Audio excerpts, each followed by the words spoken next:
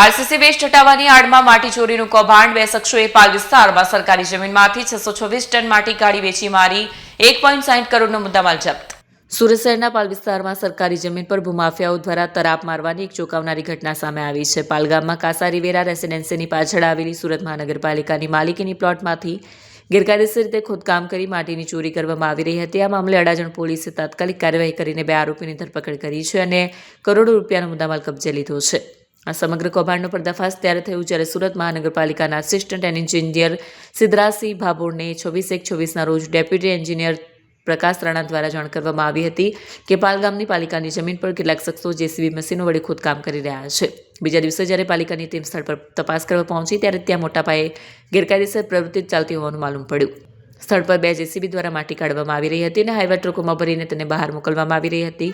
અડાજણ પોલીસને જાણ કરાતા પોલીસે ઘટનાસ્થળે પહોંચી 2 જેસીબી, માટી ભરેલી 2 ટ્રકો અને અન્ય 3 ખાલી ટ્રકો મળી કુલ 1.60 કરોડનો મુદ્દામાલ કબજે કર્યો હતો.